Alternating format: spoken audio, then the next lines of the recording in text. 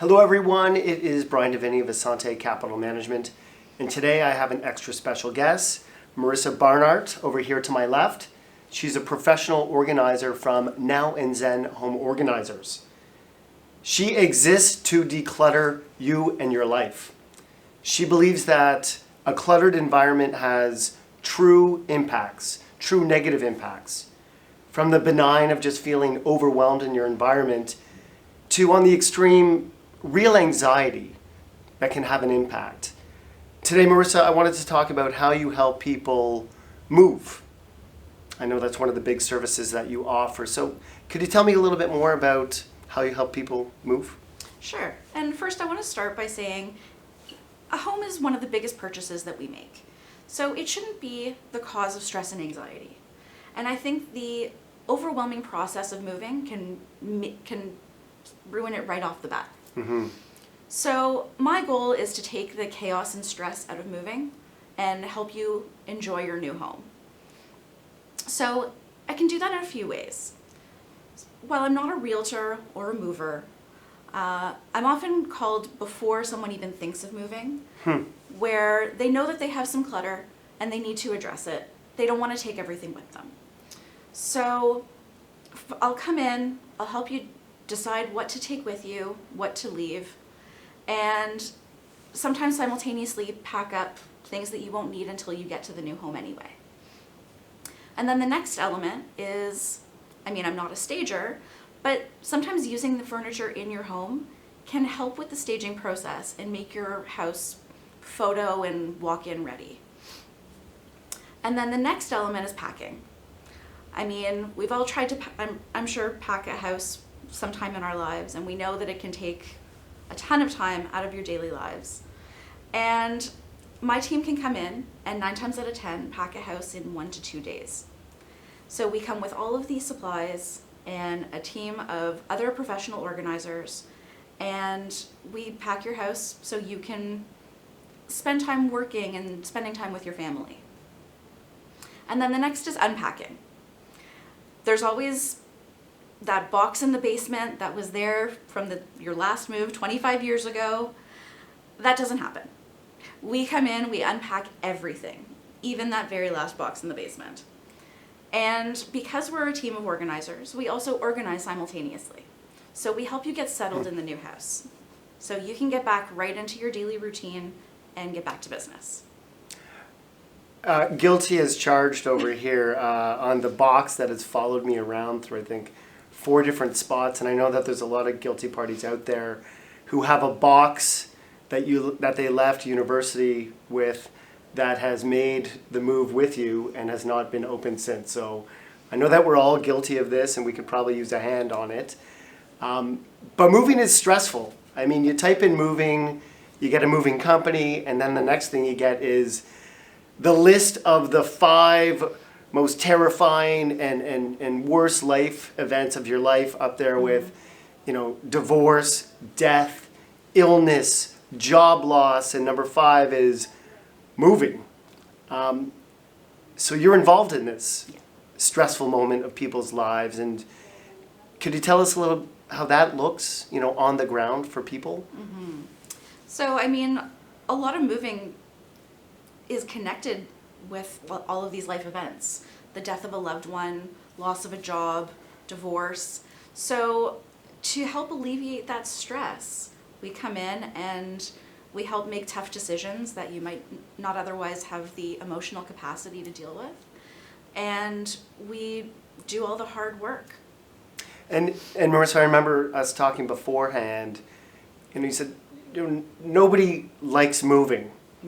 No. And you walk into somebody's home and, they've got a look on their face, and it's normal to be overwhelmed around this process. Absolutely. Just the process of selling a house or buying a house is stressful in and of itself. And then having to pack everything you own in boxes is just very overwhelming.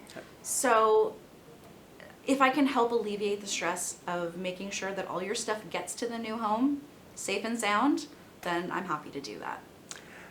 And I think of folks who, have been perhaps in their 50s, 60s, 70s, who have been living at their family home for a long time.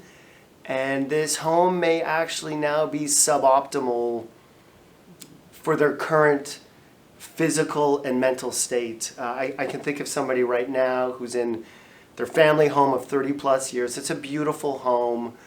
They've got some mobility issues. And to get in the front door, they need to walk up 10, 15 steps. And I worry that they're moving less, they're getting out of the house less because of those stairs. And as a result, their mobility issues are compounding. And could you tell us, have you witnessed anything like this? Absolutely. That's out there? I've had clients who I've helped move into condos from multiple story homes, sometimes even into retirement homes. And I find that one of the things that delays the process is being overwhelmed with the idea of moving and having to pack.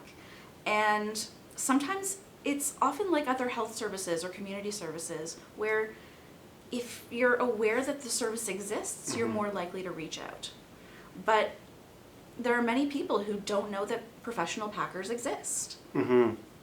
So I hope that this gets out there and I can help people move into homes where they can thrive. Yeah, get rid of that blockage and just, that's good. And so who are the sorts of people, that you help out with this service? I mean, I have helped people from all walks of life, but two main groups stick out. The first is individuals and couples who are looking to downsize. A very natural process of stage in life, and young families who have a ton of stuff and not a ton of time. Okay, so people downsizing and young families. Yes. And again, my mind goes back to the.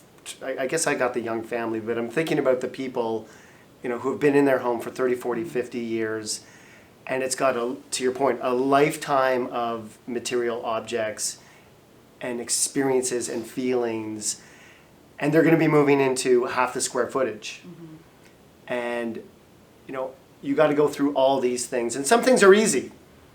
If you've got 4 bedrooms at your current house and you're moving into a 2-bedroom, well, you don't need 2 beds. That's easy. But how do you go through all the other things? I mean, do you start from big to small, from fragile to solid? I mean, from top to bottom? I mean, how do you prioritize things? I mean, first and foremost, it's the essentials. What you absolutely need to take with you. Your dishes, your clothes, that kind of stuff is very easy. When it comes to other decor items or collectibles or things that have been passed down in the family, it becomes a little more difficult. But I think what I bring is being a neutral party. I have no attachment to these things, but I can give you the logical perspective. If you're downsizing into a smaller home, it's very easy to say, oh, well, I need to keep everything. But if you don't have space for everything, you have to make some tough choices. So I bring that perspective. Would you rather have the item, or would you rather have the space that it would otherwise occupy? Or is there something that does the item mean so much to you that it brings back a memory of someone who you may have lost? Is there something else, maybe smaller, that could take that place? For example, I mentioned to you before, I wear an M initial on my necklace every day. When my grandmother passed away, she left us her condo, all of her china, all of her crystal, and I kept a couple of pieces that I really liked, but I don't have a lot of space. And when I saw the jewelry, I asked my mom if I could have the M. We shared the same initial. So it's a nice, small, compact, meaningful way that she stays with me. Yeah. And so you bring this kind of logical lens for people to apply to an otherwise emotional object. And I also want to emphasize that if something has been passed down to you from a loved one, they don't want you to have the stress of having to store it and not being able to enjoy it. They wanted you to have it so it could stay with you as in a meaningful way. But if it's just causing you stress and anxiety, that's not what they would have wanted. Yeah, and So, I mean, this all sounds fantastic. And so what's holding people back from, it seems like everybody gets movers, but people don't go the next step and get somebody to help them declutter and pack and unpack. And what do you think holds people back from doing that? I mean, if you ask anyone, the first element is probably cost. It can, depending on the size of the project, it can be on the expensive side, but in the grand scheme of things, when you're already purchasing a home with all the closing costs and moving costs, it's really not that big in the grand scheme of things. And then the second thing is I find control. I mean, we've all turned into DIYers, especially over COVID, and it's okay to ask for help. Just because you can do something yourself doesn't mean you have to. Mm-hmm. I think that's a good context, is to go, you know, in the whole moving or real estate transaction, call it, this is just a small element, and it can provide so much time, emotional relief. I think about the first time that I hired somebody to help me move. So years ago, you know, before that it was me and a rented van, you know, just squeezing things in there, which was fine, but then we had more things and we actually hired somebody, and it was just a welcome sense of relief. Mm-hmm. And they had all the right tools, they had the right truck, and it just got done really quickly. And I just get the sense that this is the next iteration or the next phase of that moving process to help people really execute what they want to do. So Marissa, thank you so much for your time today.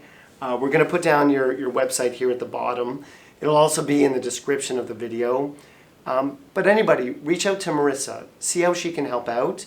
And you can always contact me and I'll get you in touch with her as well. But thank you so much. Thank you, Bryan.